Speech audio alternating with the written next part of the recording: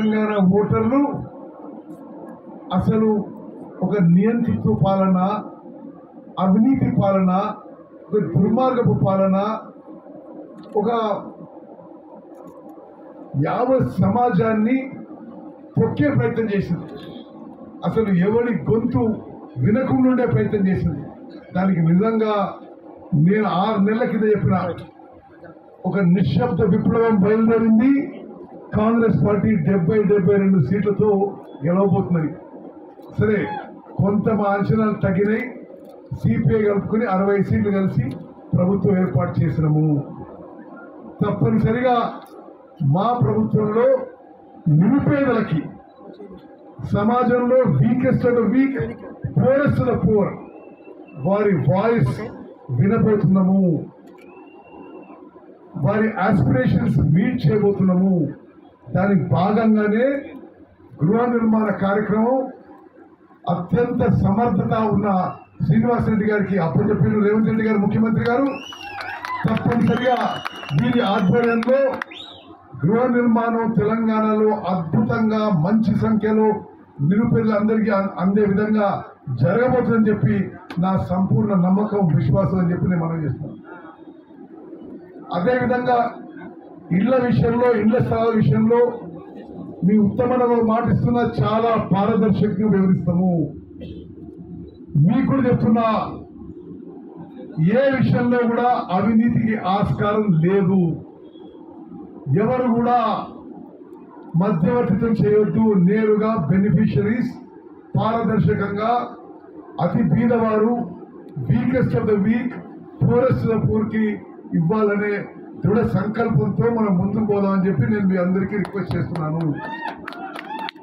అదేవిధంగా మొన్న జరిగిన ఎన్నికల్లో చాలా గ్రామాల్లో నేను తిరిగినప్పుడు ఇరిగేషన్ శాఖకు సంబంధించిన చాలా లిఫ్ట్ ఇరిగేషన్ స్కీమ్స్ సరిగ్గా పనిచేయడం లేదని, కొన్నేమో పూర్తిగా మూతపడ్డాయని, కొన్నేమో తక్కువ సమర్థతతో పనిచేస్తున్నాయని చెప్పి నాకు చాలా కంప్లైంట్స్ వచ్చినాయి.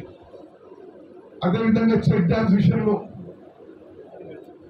నేను చీఫ్ ఇంజనీర్ రమేష్ బాబు గారు, మరి దయచేసి ఇక్కడ కోదాడులో లిఫ్ట్ ఇరిగేషన్స్ అన్నీ కూడా మీరు రివ్యూ చేసి, చిన్న చిన్న అమౌంట్స్ కోసం ఆగిపోయి, ఇక్కడ ట్రాన్స్ఫార్మర్ పనిచేయడం లేదు, ఇక్కడ ట్రాన్స్ఫార్మర్లో ఆయిల్ లేదు, లేకపోతే ఎవరు దానికి ఆ పైప్ పక్కన కొట్టిండ్రు, ఇటువంటి విషయాలు. ఇది లిఫ్ట్ బై లిఫ్ట్ మీరు ఎగ్జామిన్ చేసి నాకు 2 రోజుల్లో రిపోర్ట్ ఇవ్వాలి. మీకు ఎంత బడ్జెట్ కావాలో అంత నేను శాంక్షన్ చేస్తానని చెప్పి మనం చేస్తూ, అదేవిధంగా ఆ పెద్ద లిఫ్ట్ విషయంలో కూడా నాకు స్టేటస్ రిపోర్ట్ తీసుకురండి.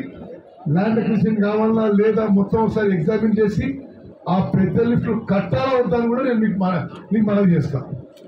అదేవిధంగా చాలా ఊర్లలో పంచాయతీరాజ్ R&B శాఖకు సంబంధించిన రోడ్ల విషయంలో కూడా ఎన్నికల్లో చాలా మంది నాకు రిప్రజెంట్ చేశారు. సరే, ఈరోజు దయచేసి నేను ఎక్కడెక్కడైతే హామీ ఇచ్చిందో దయచేసి లిఖిత పూర్వకంగా నాకు నేరుగా వాట్సాప్ పంపించచ్చు, లేకపోతే నా PA ప్రసాద్ పంపించచ్చు. మీరు 1-2 రోజుల్లో ఇస్తే అందులో ఎంత వీలైతే అంత, ఎంత త్వరగా వీలైతే అంత మంజూరు చేయించే ప్రయత్నం చేస్తానని చెప్పి నేను మనం చేస్తున్నాను. ప్రత్యేకంగా ఈ హుజూర్ నగర్ హౌసింగ్ కాలనీ వారు సందర్శించి మంజూరు చేసి వారు అతి త్వరలో నిర్మాణం చేయించవలసిందిగా వారికి విజ్ఞప్తి చేసి నేను వారు ఆహ్వానిస్తే వారు పెద్ద మనసులో రావడం మా అందరికీ చాలా సంతోషాన్ని మనం చేస్తూ, మీరందరూ పెద్ద ఎత్తున చప్పట్లతో మరో వారు వారికి స్వాగతం పలకాలి.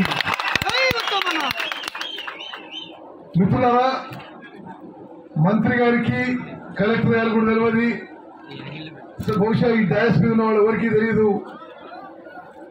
ఇక్కడ హౌసింగ్ కాలనీ నేను ఒక 12 ఏళ్ల క్రితం నేను హౌసింగ్ మంత్రి ఉన్నప్పుడు ఆ రోజు ఈ గుట్ట మీద ఉన్న సీతారామచంద్ర స్వామి గుడి యొక్క ల్యాండ్ 80-90 ఎకరాల ల్యాండ్ కి రెవెన్యూ డిపార్ట్మెంట్ నుంచి ఈ గుడికి 15-20 కోట్ల రూపాయలు పిచ్చి ఈ ల్యాండ్ టేక్ ఓవర్ చేసి ఇంటి పట్టాలు ఇస్తాం, అర్హత లేని వారి నుంచి పరిశీలించవలసిందిగా కలెక్టర్ గారిని విజ్ఞప్తి చేస్తున్నా. మరి ఇది ఈ హౌసింగ్ కాలనీ విషయం. రాష్ట్ర వ్యాప్తంగా జరుగుతున్న హౌసింగ్ కార్యక్రమం విషయంలో కూడా గతంలో జరిగిన విషయం, మరి ఇప్పుడు జరగబోయే విషయం గౌరవ మంత్రివర్యులు వారు వివరిస్తారు. నేను ఒకటే విషయం చెప్తాను. నేను గతంలో ఉమ్మడి ఆంధ్రప్రదేశ్కి హౌసింగ్ మంత్రి ఉంది. ఆ రోజు మేము ఇందిరమ్మ ఇండ్లని స్వతంత్ర భారతదేశంలో ఒక ఆర్థిక సంవత్సరంలో ఎక్కువ ఇల్లు కట్టింది గత కాంగ్రెస్ ప్రభుత్వం అని చెప్పి ఒకసారి నేను గుర్తు చేస్తున్నా. సుమారు ₹1,00,000 ఇచ్చి బాత్రూమ్ కట్టుకోవడానికి మరో 15,000 ఇచ్చి ఉమ్మడి ఆంధ్రప్రదేశ్లో ఒక సంవత్సరంలో 13-14 లక్షల ఇండ్ల జియో తీసిన విషయం నాకు స్పష్టంగా ఇప్పటికీ గుర్తున్నది. మళ్ళీ కాంగ్రెస్ ప్రభుత్వం వచ్చింది. 10 ఏళ్ల పాటు ఈ మధ్యలో ఉన్న ప్రభుత్వం గృహ నిర్మాణాన్ని పూర్తిగా విస్మరించిన విషయం ఇక్కడున్న విలేకరులకి, ఇక్కడున్న అధికారులకి, ఇక్కడున్న ప్రజాపతి అందరికీ కూడా తెలిసిన విషయం నేను మనం చేస్తున్నా. హుజూర్ నగర్ కాన్స్టిట్యున్సీలోనే కొన్ని డబుల్ బెడ్రూమ్ తిరిగిండ్రు. ఎంత కట్టిందో ఎంత కట్టలేదో మీకు తెలుసు. కలెక్టర్ గారు మీకు ఇంకో రిక్వెస్ట్ చేస్తున్నా, ఎక్కడెక్కడైతే డబుల్ బెడ్రూమ్ ఇల్లు ఒక స్టేజ్కి వచ్చినాయో అది పూర్తి చేయించింది. మనం అంతటా కూడా అర్హత ఉన్న బెనిఫిషరీస్కి ఇవ్వాలి. ఎక్కడన్నా ఇల్లీగల్ బెనిఫిషరీస్ అర్హత లేని వారికి ఇచ్చి ఉంటే అది ఒకసారి పరిశీలించండి. నా దగ్గర వచ్చిన కంప్లైంట్ నేను మీకు కూడా పంపిస్తాను. సరే, వాళ్ళు కట్టిందే చాలా తక్కువ ఇల్లు, దాంట్లో మళ్ళీ కమిషన్లు, వాళ్ళు తిప్పి కొడితే 10 ఏళ్లలో 240 ఇల్లు కట్టిండ్రు. అసలు ఒక్కొక్క ఊర్లో అంతకంటే ఎక్కువ ఇల్లు కట్టాం మేము. ఇక్కడనే 2,160 ఇల్లు మరి 60-70% పూర్తి చేస్తే 10 ఏళ్ల పాటు పెండింగ్ పెట్టారు. డబుల్ బెడ్రూమ్ ఇల్లు కూడా వాళ్ళు కట్టిన చిన్న సంఖ్యలో అయినా అది పూర్తి చేయాలి. ఇమ్మీడియట్గా 3 నెలల్లో కూడా ఆ గ్రామంలో అత్యంత నిరుపేదలని పారదర్శకంగా గ్రామ సభ ద్వారా ఎంపిక చేసి ఇవ్వండి. మా సైడ్ నుంచి కూడా ఏ రాజకీయ ఒత్తిడి ఉండదు అని చెప్పి కూడా మీకు మనం చేస్తున్నాం. దీనికి అనుగుణంగా ఈజీగా యాక్సెస్ ఉండడానికి అటు కోదాడు హుజూర్ నగర్ రోడ్ నుంచి ఒక రింగ్ రోడ్ తీసి ఈ కాలనీ ద్వారా ఇటు సింగారమయ్య రోడ్డుకి కలపడం జరిగింది. అదేవిధంగా హుజూర్ నగర్ టౌన్ నుంచి ఇప్పుడు మేము వచ్చిన రోడ్డు 2.5 కోట్ల రూపాయలతో వేయడం జరిగింది.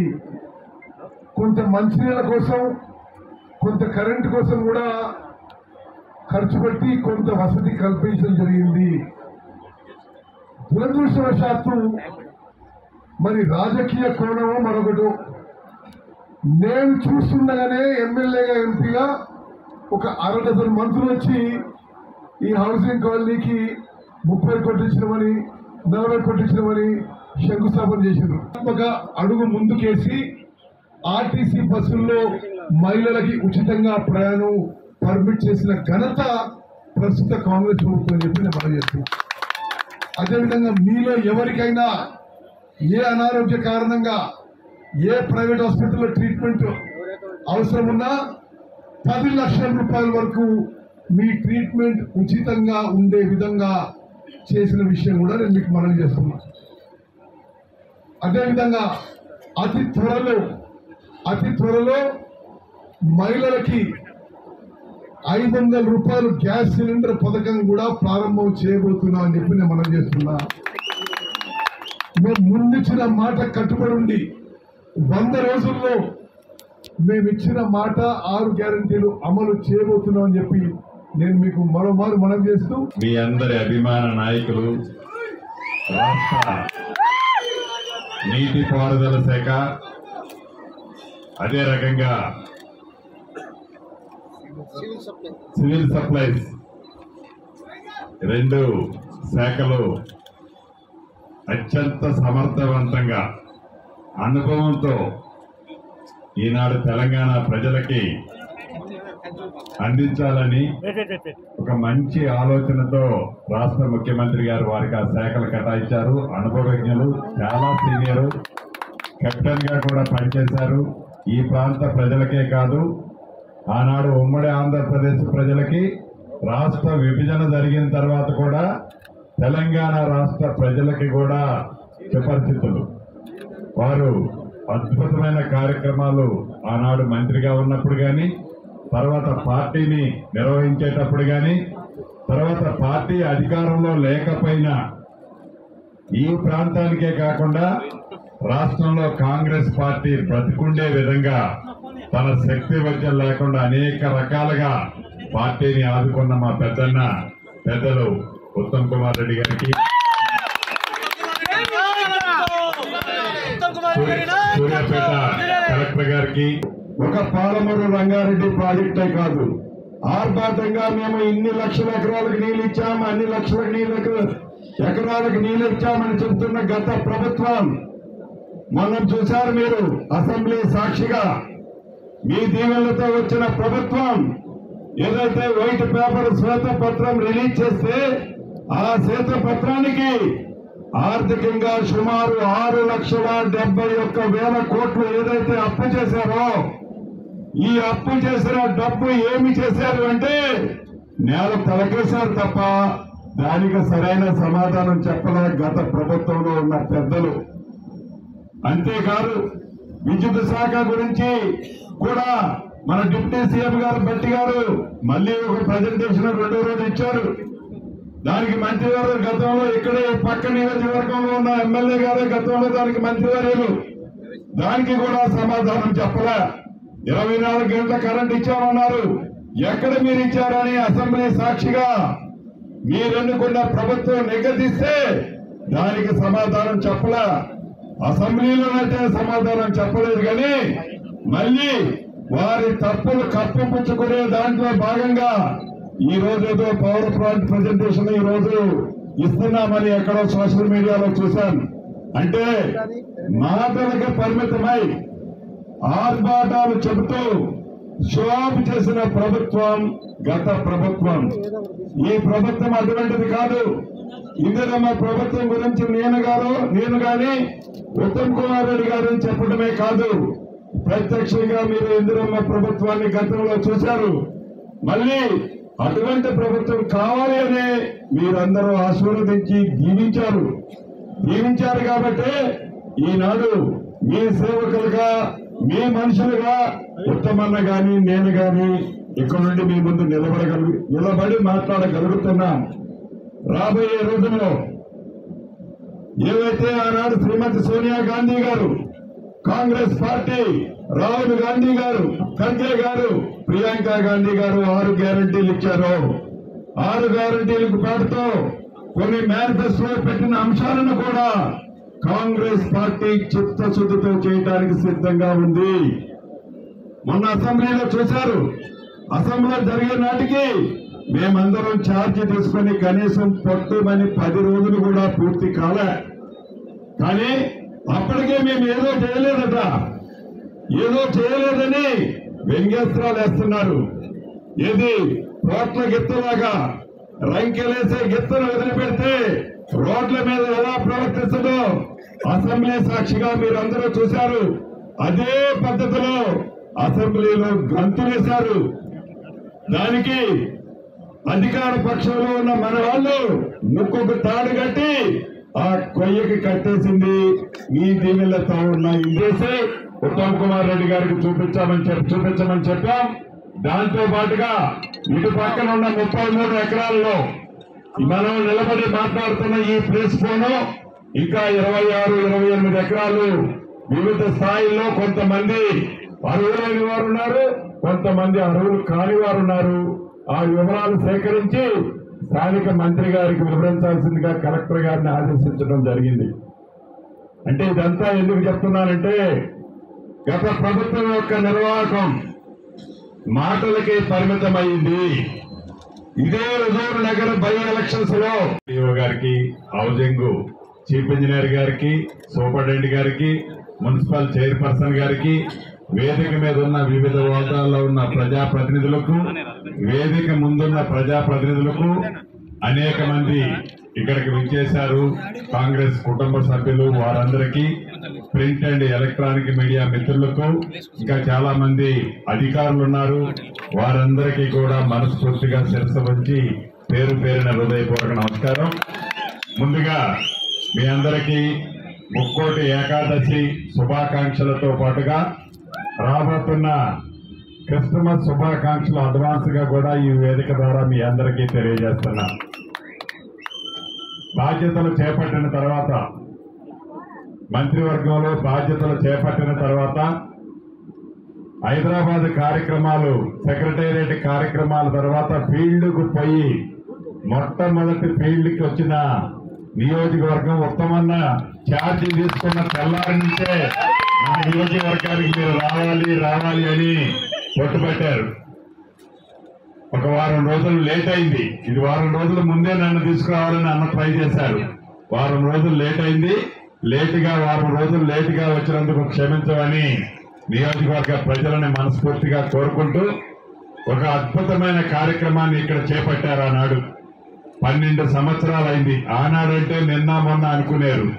12 సంవత్సరాల క్రితం చాలా దూరదృష్టితో, అంటే ఎండోమెంట్ ల్యాండ్ రెవెన్యూకు ట్రాన్స్ఫర్ చేయాలి అంటే అది సాధ్యంతో కూడుకున్న పని కాదు.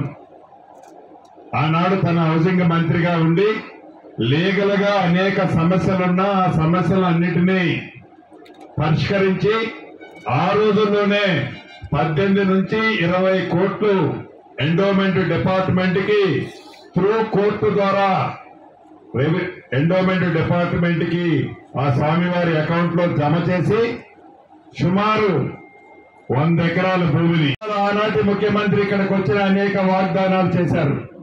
చేసిన వాగ్దానంలో తన అధికారంలో ఉన్నప్పుడు ఎన్ని చేశారు? ఆ లిఫ్ట్లన్నీ కూడా ఏవైతే ఆర్భాటంగా శిలా పలకాలు వేశారు తప్ప ఆ వేసిన శిలా పలకాలలో ఏ ఒక్క ప్రాజెక్టుని ఈనాటికి పూర్తి చేయలే. ఆ ఎన్నికల సందర్భంగా వారు ఏమి వాగ్దానం చేశారంటే, ఈ ఎన్నికలు అయిన మరుక్షణం మళ్లీ ఓట్లు అడగాలి అంటే ఆ లిఫ్ట్లన్నీ కూడా కంప్లీట్ చేసి మిమ్మల్ని ఓట్లు అడుగుతారని చెప్పిన ఆ పెద్ద మనిషి టెండర్లు అయితే పిలిచారు, కమిషన్లు అయితే దండుకున్నారు. కానీ ఆ ప్రాజెక్టుల మీద శ్రద్ధ పెట్టలే. ఒక్క హుజూర్ నగర్ లో ప్రాజెక్టులే కాదు, ఈ తెలంగాణ రాష్ట్రంలో ఇందాక మా ఇరిగేషన్ శాఖ మంత్రి వారు ఏదైతే చెప్పారో, అటు కాళేశ్వరం చూశారు. కాళేశ్వరం మీద ఛార్జ్ తీసుకున్న లగాయత్ మంత్రి గారు నాకు తెలిసి ప్రతిరోజు 10 గంటలు ఆ కాళేశ్వరం మీద ఏ రకంగా అవినీతి చేశారో, ఆ ప్రాజెక్టులు ఎన్ని కుంగిపోయాయో, ఆ కుంగిపోవడానికి కారకులు ఎవరో ఆ విచారించి తిరిగి మన సంపదని తిరిగి దాన్ని ఎలా నిలబెట్టాలనే మరిన్ని వీడియోస్ కోసం ఛానల్ ని సబ్స్క్రైబ్ చేయండి. లేటెస్ట్ అప్డేట్స్ కోసం వాట్సాప్ ఛానల్ ని ఫాలో చేయండి. అండ్ లింక్ డిస్క్రిప్షన్ లో ఉంది.